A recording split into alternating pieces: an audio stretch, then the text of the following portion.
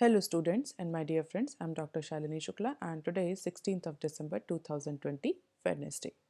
Inspiration of the day is success doesn't come to you, you go to it. In today's discussion, we are going to cover these articles. Let's start with article number 1 given on page number 1. Pfizer set to fix lower price for vaccine in India.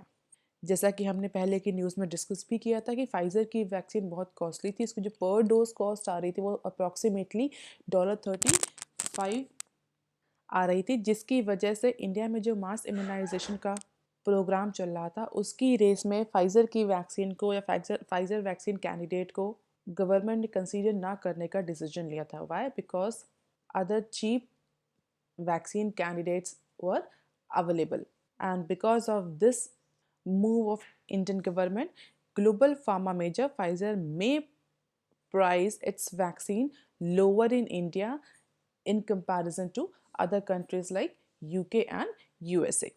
तो जैसे ही government ने ये indicate किया, government means Indian government ने ये indicate किया कि Indian government Pfizer BioNTech के वैक्सीन कैंडिडेट को प्रोक्योर नहीं कर सकती है क्योंकि इसकी कॉस्ट हाई है. दूसरा, इसके स्टोरेज के लिए जो कोल्ड चेन की रिक्वायरमेंट है उस तरह का इंफ्रास्ट्रक्चर भी इंडियन गवर्नमेंट के पास अवेलेबल नहीं है या इंडिया के पास अवेलेबल नहीं है. तो अगर इंडिया मास इम्यूनाइजेशन के प्रोग्राम पर जाता है तो वो ऐसे वैक्सीन कैंडिडेट्स को अवेलेबल इंश्योर करेगा, प्रोक्योर करेगा जो कि चीप कॉस्ट में अवेलेबल हो.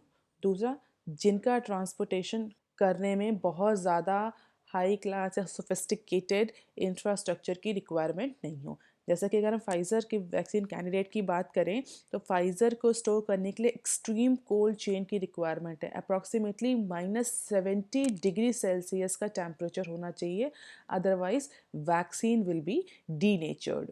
और जैसा कि हम सभी जानते हैं, India is a very huge country with a very diverse population, diverse climatic conditions. तो उस केस में इंडियन गवर्नमेंट बहुत ज़्यादा एक्सपेंडिचर नहीं करना चाहती on vaccine candidate as well as on storage infrastructure of vaccine. तो जिसकी वजह से फाइज़र की वैक्सीन को प्रोक्योर ना करने का डिसीजन या इंडिकेशन गवर्नमेंट ने दिया था. और इसी इंडिकेशन के बाद इस पर्टिकुलर ग्लोबल फार्मा मेजर ने स्पेशली इंडिया में वैक्सीन की कॉस्ट को कम करने का डिसीजन लिया है. And apart from the cost, दूसरा कंसर्न क्या था? दूसरा कंसर्न था टेम्परेचर. तो उसको लेकर के गवर्नमेंट ऑफिशियल्स ने कहा है कि फिर भी अगर कॉस्ट कम होती है तो गवर्नमेंट टेम्परेचर को लेकर के या स्टोरेज इंफ्रास्ट्रक्चर को लेकर इतना कंसर्न नहीं है. क्यों? क्योंकि गवर्नमेंट के पास already cold chain infrastructure available है जो कि department of agriculture, research and education owned है. तो इंफ्रास्ट्रक्चर तो सफिशिएंट है गवर्नमेंट ऑफ इंडिया के पास, बट अगर कॉस्ट ज़्यादा है तो गवर्नमेंट प्रोक्योर नहीं करेगी फाइज़र वैक्सीन कैंडिडेट को. तो इस बात को ध्यान में रखते हुए फिलहाल के लिए फाइज़र ने डिसीजन लिया है. And the sources people aware about the matter are saying that lower price and infrastructure availability will definitely ensure the doors remain open for the Pfizer vaccine to come to India for COVID-19 mass immunization drive. हालांकि अभी Indian land में Indian market में क्या cost होगी, क्या price quote होगा, इसका अभी फाइनल डिसीजन नहीं दिया गया है, ना ही गवर्नमेंट की तरफ से ना ही कंपनी की तरफ से. But it is most likely that the prices will be lesser in comparison to UK and USA. तो अब देखना है फिलहाल के लिए फाइज़र कितना फाइनल प्राइस कोट करती है, क्या गवर्नमेंट एक्सेप्ट करेगी उस फाइज़र के फाइनल प्राइस को फॉर मास इम्यूनाइजेशन, और Pfizer will be eliminated from mass immunisation drive of Indian government. अब देख लेते हैं article number 2 given on page number 5. As bitcoin rally roars, Indian banks take note. Bitcoin's rally in 2020, rising 1.5 times so far this year, has piqued investors and financial service providers' interest. Bitcoin is one of the cryptocurrency, and I hope that we all know about cryptocurrency. तो जल्दी से एक simple form में समझ लेते हैं कि crypto currency basically होती क्या है, क्योंकि इस न्यूज़ को समझने के लिए क्रिप्टो करेंसी को थोड़ा सा समझना ज़रूरी है. Basically crypto currency is a digital asset designed to work as a medium of exchange wherein Individual coins ownership records are stored in a ledger that exists in the form of computerized database by using the strong cryptography to secure the transaction record. तो बहुत simple form में हम ये कह सकते हैं crypto currency एक digital और वर्चुअल करेंसी होती है। जैसे कि हमारे पास नोट्स और कॉइन्स होते हैं, that is a physical currency, but crypto currency digital currency होती है, वर्चुअल करेंसी होती है, जो कि क्रिप्टोग्राफी के थ्रू सिक्योर होती है।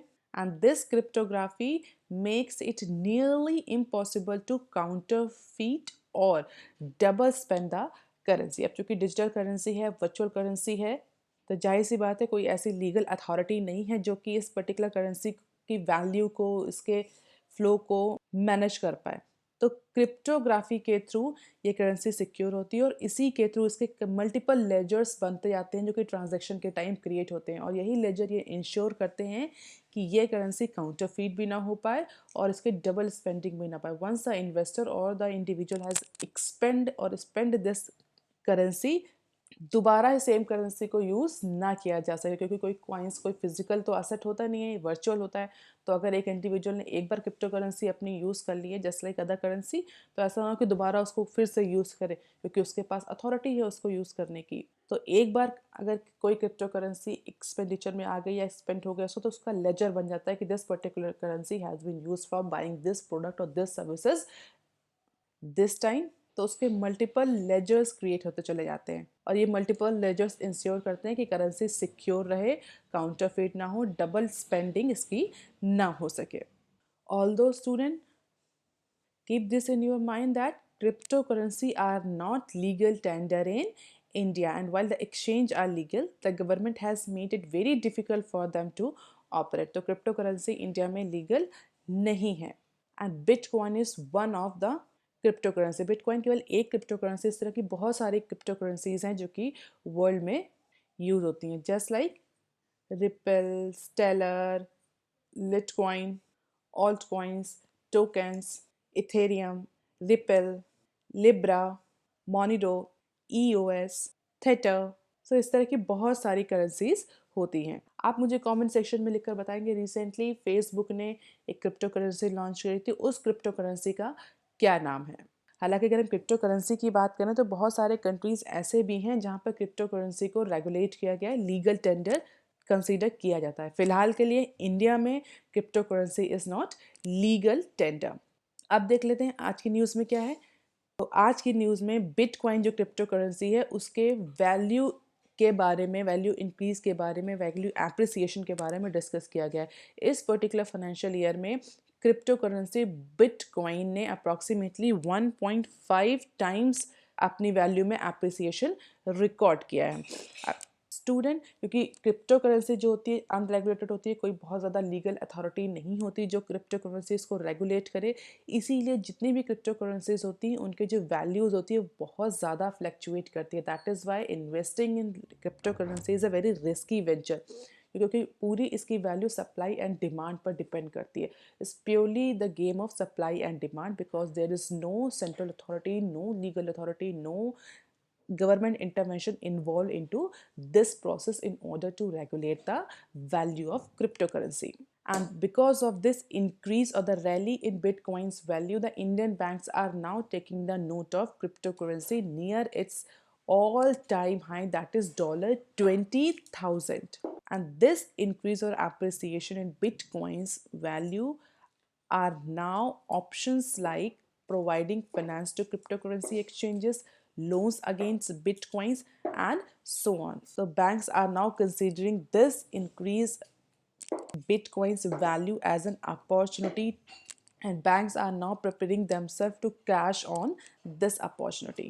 अब यहाँ पर क्वेश्चन उठता है सडनली बिटकॉइंस की वैल्यू क्यों बढ़ गई and why we are discussing this increase in और एप्रिसिएशन इन बिटकॉइंस। बेसिकली अगर कुछ बात करें कि इस पर्टिकुलर फाइनेंशियल ईयर में बिटकॉइंस है, more specifically bitcoin crypto currency ने इतना एप्रिसिएशन क्यों रजिस्टर किया, इतना राइज क्यों रजिस्टर किया वैल्यू में, तो because of the several development happens in the past few months में कुछ ऐसे डिसीजंस लिए गए हैं जिसकी वजह से crypto currency more specifically bitcoin की जो वैल्यू है वो 1.5 टाइम एप्रिशिएट हुई है, जिसमें सबसे इम्पोर्टेंट डिसीजन ये था जो कि पेपल ने लिया था। हम सभी जानते हैं पेपल क्या है, इंटरनेशनल एक्सचेंज मीडियम। जब भी आपको इंटरनेशनल डिजिटल ट्रांजेक्शन करने होते हैं तो पेपल हम यूज़ करते हैं। PayPal work as a interface, जैसे कि हमारे पेटीएम और अदर डिजिटल ट्रांजेक्शन इंटरफेस हैं। तो इंटरनेशनल ट्रांजेक्शन करने के लिए PayPal is one of the very prominent और वाइडली यूज्ड इंटरफेस। तो अगर कोई इंडिया का इंडिविजुअल अमेरिका में कोई पेमेंट करना चाहता है इन टर्म्स ऑफ डॉलर, ही और she can use PayPal for doing that transaction. और आप यहाँ इंडियन रुपीज़ में पे करेंगे, वो ऑटोमेटिकली कन्वर्ट हो जाएगा डॉलर में, और जो रिसीवर होगा उसको रिसीव हो जाएगा इफ़ ही और she has a PayPal account. तो बेसिकली ये इंटरनेशनल रुपी एग्रीगेटर है, इंटरनेशनल करेंसी एग्रीगेटर है। तो अभी रिसेंटली पेपल ने एक डिसीजन लिया है कि वो अपने प्लेटफॉर्म पर बिटकॉइंस का ट्रांसफ़र, परचेज, सेल और सेटलमेंट अलाउ कर देगा। तो और इसी डिसीजन के बाद PayPal is one of the largest payment company by market capitalisation in the world, and after the decision of PayPal to allow the transfer, purchase and sales and settlement of Bitcoin on its platform, the value of Bitcoins increased 1.5 times. So it is one of the very prominent decision, a very prominent factor because of which the value of Bitcoins has increased. इसके अलावा जिस तरह से economy चल रही है इस समय, कोविड-19 की वजह से जो करेंसी है, फिजिकल करेंसी है, उनकी वैल्यू बहुत ज़्यादा कहीं अप्रिशिएट कर रही है, कहीं डेप्रिशिएट कर रही है, फ्लक्चुएशन बहुत ज़्यादा देखने को मिल रहा है। इन सब फैक्टर की वजह से भी क्रिप्टो करेंसी पर जो इन्वेस्टर्स हैं या जो फाइनेंशियल सर्विस प्रोवाइडर्स हैं, उनका इंटरेस्ट इंक्रीज़ हुआ है। तो जैसे ही पेपल ने ये अनाउंसमेंट किया कि पेपल अलाउ करेगा अपने प्लेटफॉर्म को बिटकॉइंस की खरीद एंड बेचवाने के लिए, तो वैसे ही जो पेपल का मार्केट कैप था that increase up to $252 billion, higher than most major international bank. And after this increase, JP Morgan has reversed his stance on Bitcoin and decided to serve crypto exchanges as banking clients. And after that, number of other players are also started and looking to capture the slice of this pie, as Singapore-based DBS Bank has set up the integrated exchanges for Bitcoin. Institutional investors like hedge funds too have jumped to the bandwagon, with one such investors buying around $500 million worth of Bitcoins. And apart from these factors, China's decisions to launch a pilot for its central bank backed digital yuan as its official crypto currency. तो ये सारे जो decision JP Morgan, China, Singapore based DBS banks, PayPal के जो decision follow करते गए and because of this the bitcoins value और the value has appreciate 1.5 higher than the previous year. और जैसे ही इसकी वैल्यू बिटकॉइन की बढ़ी, इंडियन बैंक्स ने भी अब इस पर्टिकुलर अपॉर्चुनिटी को टैप करने की कोशिश करी है। Banks are now cautiously exploring the opportunity into this space.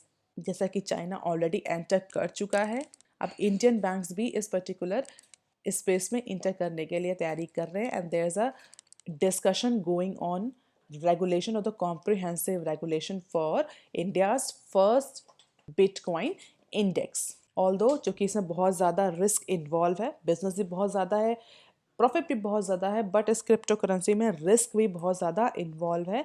That is Y comprehensive regulation पर बहुत इंटेंसिव डिस्कशन किया जा रहा है कि कैसे इंडिया बिटकॉइंस के इस स्पेस में अपना शेयर डेवलप कर सकता है। तो अभी के लिए PayPal, square, DBS banks has already entered into this bitcoin market, and India's crypto market share rise to 7% volume and investor base surge sharply. तो इंडिया में भी जो बिटकॉइन की मार्केट है उसको उसमें इंक्रीज, या क्रिप्टो करेंसी की जो मार्केट है उसमें इंक्रीज देखा गया है। All these are the statistics about the crypto currency in India that we can go through. No need to mugged up, you can just have a glimpse on it. अब देख लेते हैं article number 3 given on page number 6, export decline for second month in a row.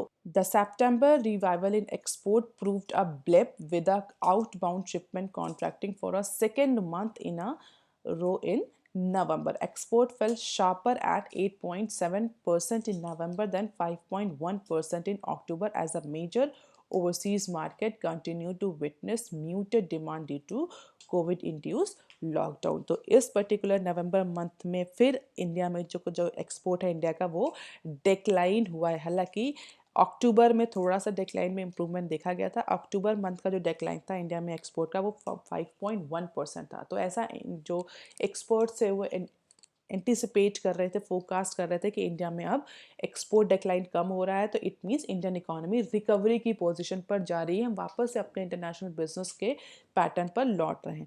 But जो इस month का जो data आया है उसके अकॉर्डिंग, इस मंथ का डेटा मीन्स नवंबर का डेटा जो आया है उसके अकॉर्डिंग नवंबर के मंथ में एक्सपोर्ट फिर से फॉल किया है 8.7% तक। तो पिछले जो मंथ के कंपैरिजन में इस मंथ एक्सपोर्ट का जो फॉल रहा है वो और ज़्यादा शार्पर रहा है। तो जो एक्सपर्ट का जो फोरकास्ट था कि रिकवरी हो रही है, एक्सपोर्ट डिक्लाइन, एक्सपोर्ट कॉन्ट्रैक्शन भी कम हो रहा है, वो वापस से अपोजिट हो गया है। तो जो ये एंटिसिपेशन था कि हो सकता है रिकवरी स्टार्ट हो गई है, that again go into wait. अभी तक अगर हम एक्सपोर्ट की बात करें तो export rose only in the month of February and September in current calendar year. और ऐसा नहीं है कि सिर्फ एक्सपोर्ट ही फॉल किया है, इस पर्टिकुलर नवंबर मंथ में इंपोर्ट भी फॉल किया है 13.32% से।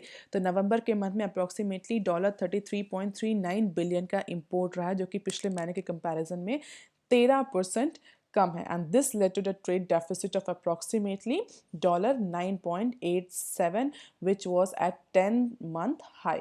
तो एक्सपोर्ट इंपोर्ट दोनों ही नवंबर के मंथ में डाउन हुए हैं। That is not a good indication for Indian economy, क्योंकि अक्टूबर के मंथ का जो डेटा था उसको देख करके एक्सपर्ट्स, इकोनॉमिस्ट ने एंटिसिपेट किया था कि अब एक्सपोर्ट में कॉन्ट्रैक्शन डिक्लाइन हो रहा है, इंपोर्ट में कॉन्ट्रैक्शन डिक्लाइन हो रहा है, हमारा इंटरनेशनल ट्रांजैक्शन इंक्रीज हो रहा है इंडियन इकोनॉमी का। तो इट मीन्स इंडियन इकोनॉमी अब रिकवरी की पाथ में है, डिमांड जनरेट हो रही है इंटरनेशनल मार्केट में भी और नेशनल मार्केट में भी। बट इस बार का जो डेटा एक्सपोर्ट का आया उसको देख करके फिर से इंडियन इकोनॉमी के आगे जो रिकवरी पाथ है, ग्रोथ ट्रांजेक्ट्री है, उस पर क्वेश्चन मार्क क्रिएट हो रहा है। बेसिक अगर रीज़न की बात करी जाए कि why this export has been decline into the month of November after a sharp little increase in the month of अक्टूबर।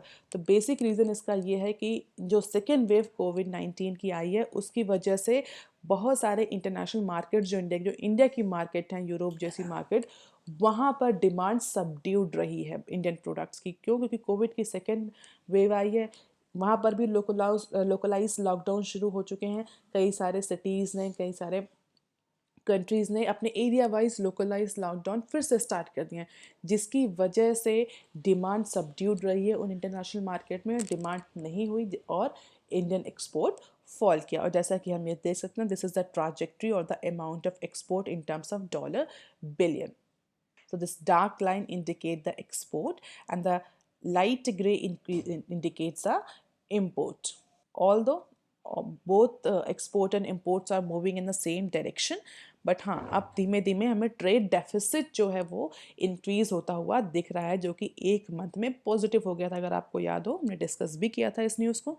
अब ट्रेड डेफिसिट वापस से वाइडन हो रहा है।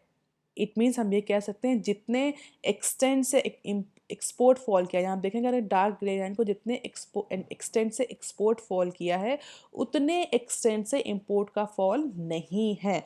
And because of this it is a 10-month high trade deficit. तो इस trade deficit पर India फिर से पहुंचने वाला है।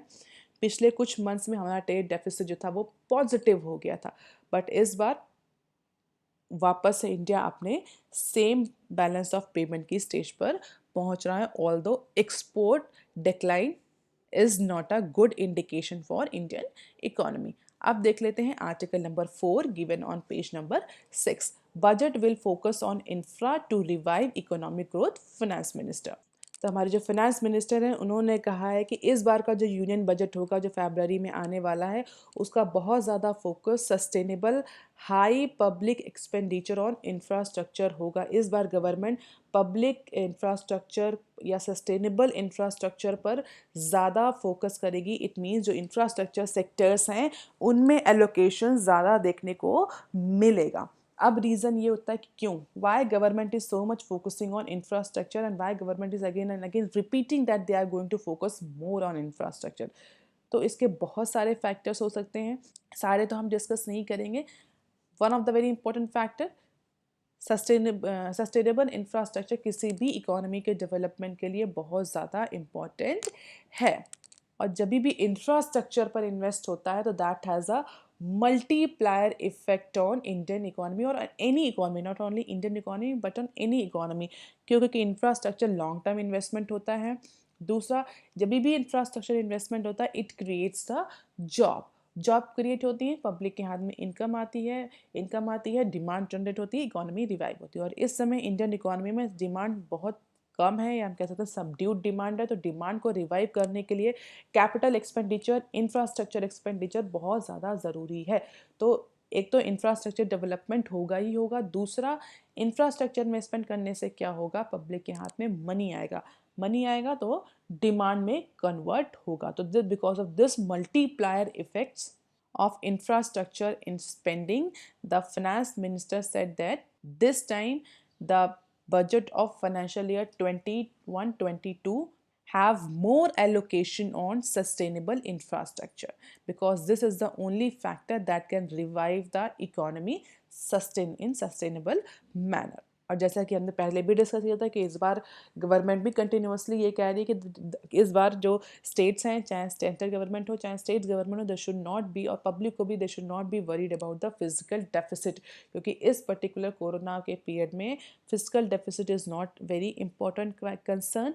The important concern is to revive the economy. And recognizing that this is an unusual year, borrowing has been kept at a level so that government can quickly put out the money back into the projects. तो जो इस बार का जो physical deficit है उस पर बहुत ज़्यादा कंसर्न, जो कि हम आपको पता होगा हमारे यहाँ FRBM एक्ट है, फिजिकल डेफिसिट को बहुत ज़्यादा रेगुलेट करने की कोशिश करी जाती है कि अप्रॉक्सीमेटली 3% से फिजिकल डेफिसिट ना बढ़े. बट इस बार गवर्नमेंट ने कहा है कि उसका फोकस इंफ्रास्ट्रक्चर पर होगा, ना कि फिजिकल डेफिसिट पर. तो इस बार गवर्नमेंट अपने बजट में फोकस करेगी कि इंफ्रास्ट्रक्चर स्पेंडिंग हो, जिससे कि एम्प्लॉयमेंट जनरेशन हो और इकोनॉमिक रिवाइवल इंश्योर किया जा सके. अब देख लेते हैं some other news clips. Liquidation cases under IBC Zoom. More than 60% of the corporate insolvency resolution processes that achieve closure in the period of July to September 2020 have ended up in liquidation. और जो recent data release किया है IBBI ने, उसके according 112 में से 68 जो cases थे इंसॉल्वेंसी के, वो इस पर्टिकुलर पीरियड में जुलाई और सितंबर के बीच में क्लोज डाउन हो चुके हैं, and they all went into liquidation. हालांकि इतना ही जो केसेस सेटल हुए थे प्रीवियस क्वार्टर में, जो अमाउंट था, जो नंबर ऑफ केसेस जो सेटल हुए थे पिछले क्वार्टर में, वो भी इतने ही हुए थे. लेकिन ये दोनों क्वांटम को मिलाकर भी केवल अभी 1/3 केसेस ही सेटल हुए हैं, and it is still only 1/3 of the total cases that got closure. Cases of liquidation have been on rise even as the initiation of CRIP under the insolvency has been under suspension till December 2020. तो जो corporate insolvency के cases थे उनको फिलहाल के लिए दिसंबर 2020 तक suspend कर दिया गया था. उसके बावजूद भी लिक्विडेशन के इतने केसेस देखने को मिल रहे हैं. And expert says that this further underline lakhs indicates the lack of investors interest into interest or stress assets. जो लिक्विडेशन के केसेस आ रहे हैं, इनका बेसिक जो रीज़न है वो यही है कि जो इन्वेस्टर्स हैं उनका अभी जो स्ट्रेस असेट्स है उनमें इंटरेस्ट कम हो गया है because of the uncertainty into this economic situation, and owing to this factor only the liquidation cases are increasing. So, owing to the COVID-19 pandemic, there are financial crunch. Although resolution plans are coming, but they are not sufficient or effective, and because of that, number of cases for liquidation are increasing. अब देख लेते हैं next news. Small firm see sharp decline in the staff cost because of the pandemic. The employee cost or the staff cost of the medium and small enterprises has decreased sharply. क्यों? क्योंकि कोविड-19 की वजह से revenue generation नहीं हो रहा था, cell नहीं हो रही थी, जिसकी वजह से जो स्मॉल कंपनीज़ हैं उनको अपनी ऑपरेटिंग कॉस्ट कट करनी पड़ रही थी in order to manage their working capital, manage their business और to make their company going concern. और सबसे जो इम्पोर्टेंट ऑपरेटिंग कॉस्ट है that is employee cost. So the sharp decline in the sale and revenue in the first half of the financial year 21 has forced the small companies to cut their employee cost far more than the bigger peers have done. जो बड़ी बड़ी companies हैं उनमें इतना employ cost में या staff cost में decline देखने को नहीं मिला जितना कि स्मॉल फर्म्स में देखने को मिला, क्योंकि स्मॉल फर्म्स हमने पहले भी डिस्कस किया है बहुत ज़्यादा अफेक्ट हुई थी, उनकी सेल उनका रिवेन्यू बहुत ज़्यादा अफेक्ट हुआ था। और जैसा कि हम सभी जानते हैं जो स्मॉल फर्म्स होती हैं बहुत ज़्यादा लोन में काम करती हैं, उनके पास बहुत कैपिटल अवेलेबिलिटी नहीं होती, they can not raise the money from the market, जो कि ऑप्शन बड़ी कंपनीज के पास अवेलेबल होता है। तो इसलिए उनके पास जो one of the very prominent operating cost जिसको वो डिक्रीज कर सकती थी that was the employee cost. तो in comparison to the bigger companies or the bigger peers, the employee costs are very much declined into the smaller firms. And this is the graph of the wages and salary bills of listed companies. तो हम ये देख सकते हैं कि जो companies रही उन्होंने कितना अपने वेज एंड सैलरी में रेगुलेशन किया है in order to decrease their operating cost into this pandemic situation. जो टॉप फर्म्स हैं उनकी नेट सेल तो -13 डाउन हुई है, लेकिन जो उनकी वेजेस एंड सैलरी में डिक्रीज हुआ है वो केवल 0.6% का हुआ है। हालांकि जो छोटी कंपनीज हैं उनकी नेट सेल तो 25% तक डाउन हुई है, but in comparison to the top 100 firms उनका जो वेज एंड सैलरी है उसमें भी -10.3% का डिक्रीज देखने को मिला है in comparison to big firms. तो हम ये कह सकते हैं कि स्मॉल फर्म्स की वेजेस एंड सैलरी में ज़्यादा डिक्रीज देखने को मिला। अगर आप डेटा देखें तो क्लियरली इंडिकेट कर रहा है। And why this is so important, why we are discussing it, क्योंकि अगर स्मॉलर फर्म्स मीन्स यहाँ पर स्टार्टअप्स की बात हो रही है। तो अगर startups are suffering so much, they are actually trying hard to manage their business, तो it is a time for the government to provide much more support to all startups. क्योंकि किसी भी इकोनॉमी के लिए जो स्टार्टअप्स हैं, small and medium enterprises हैं, they are called as a growth engine. और जैसा कि डेटा क्लियरली इंडिकेट कर रहा है कि जो स्मॉल फर्म्स हैं, मीडियम स्केल फर्म्स हैं, they are much affected by this pandemic situation because they do not have any financial cushion available for them unlike big companies. अब देख लेते हैं next article, RBI unlikely to let rupee appreciate much experts. So experts का ये कहना है कि जिस तरह से आरबीआई ने अभी रिसेंटली डिसीजन लिए थे इंडियन रुपीज़ के जो इंडियन रुपीज़ जो एप्रिशिएट हो रहा था उसको उसकी वैल्यू को रेगुलेट करने के लिए, तो एक्सपर्ट का ये कहना है as per the current economic situation RBI is highly unlikely to let rupee appreciate. Already हम न्यूज़ डिस्कस कर चुके हैं।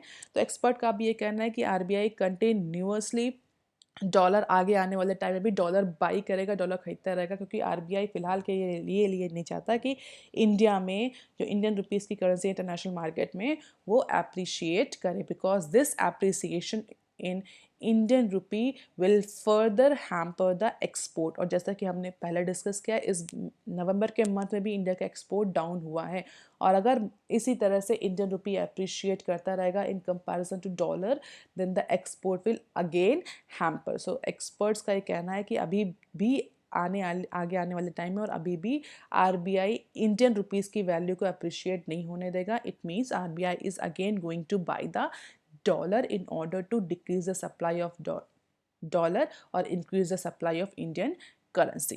तो जो इंडिया में फॉरेन इनफ्लो आया है बाय डिफरेंट वेंचर्स, चाहे वो रिलायंस हो चाहे अदर स्टेक सेल हो, उससे जो डॉलर का इनफ्लो हुआ है उस डॉलर के इनफ्लो को आरबीआई इमीडिएटली एब्सॉर्ब करेगा by different market sterilisation initiative, और इंडियन रुपी की जो सप्लाई है उसको ज़्यादा इंश्योर करेगा जिससे कि इंडियन रुपी की वैल्यू ज़्यादा अप्रिशिएट ना हो।